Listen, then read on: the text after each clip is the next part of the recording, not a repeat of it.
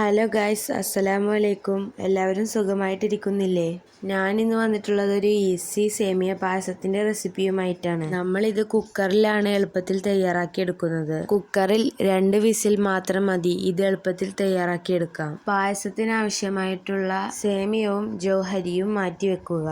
ശേഷം ഒരു കുക്കർ അടുപ്പത്ത് വെച്ച് ചൂടാക്കുക.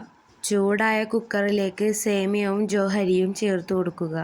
അടിയിൽ പിടിക്കാതെ ഇത് നന്നായി ഇളക്കി കൊടുക്കുക. ഇടയ്ക്കിടയ്ക്ക് ഇളക്കി കൊടുത്ത് കരിയാതെ ശ്രദ്ധിക്കണം.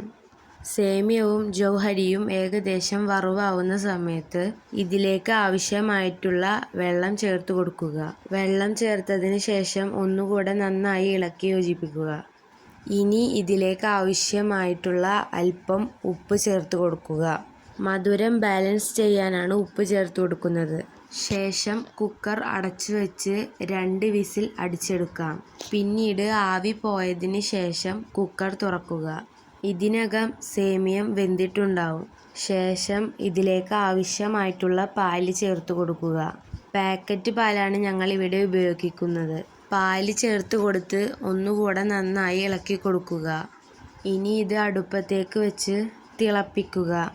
ഈ സമയത്ത് പായസത്തിന് കുറുക്കം അധികമുണ്ടെങ്കിൽ ഇതിലേക്ക് ആവശ്യമായിട്ടുള്ള കുറച്ച് വെള്ളം കൂടി ചേർത്ത് കൊടുക്കാം.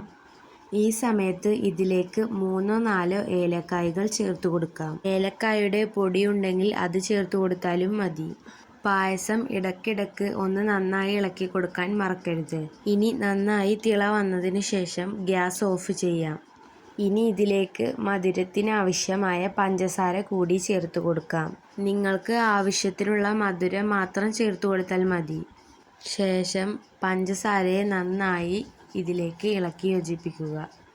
ഇനി ഒരു ചട്ടി അടുപ്പത്ത് വെച്ച് അതിലേക്ക് അല്പം നെയ്യ് ചേർത്ത് അത് ചൂടായി വരുമ്പോൾ അതിലേക്ക് അണ്ടിപ്പരിപ്പും മുന്തിരിയും ചേർത്ത് കൊടുക്കുക. എൻ്റെ കയ്യിൽ അണ്ടിപ്പരിപ്പ് ഇല്ലാത്തത് കൊണ്ട് ഇതിലേക്ക് വെറും മുന്തിരിയാണ് ഞാൻ ചേർത്ത് കൊടുക്കുന്നത്. എന്നിട്ട് ഇത് പായസത്തിലേക്ക് ഒഴിച്ചിട്ട് നന്നായി ഇളക്കുക. അപ്പോൾ ഇത്രയേ ഉള്ളൂ, നമ്മുടെ പായസം ഇവിടെ റെഡിയായിരിക്കുന്നു. ഇനി നമുക്കിത് ചൂടോടെ തന്നെ പാത്രത്തിലേക്ക് സെർവ് ചെയ്യാം.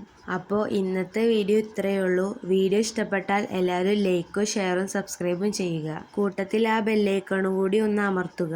അപ്പോൾ ഇന്നത്തേക്ക് ഇത്രയേ ഉള്ളൂ. ഇനി ഞാൻ മറ്റൊരു വീഡിയോയുമായി വീണ്ടും വരാം. അതുവരേക്കും എല്ലാവർക്കും അസ്സലാമു അലൈക്കും.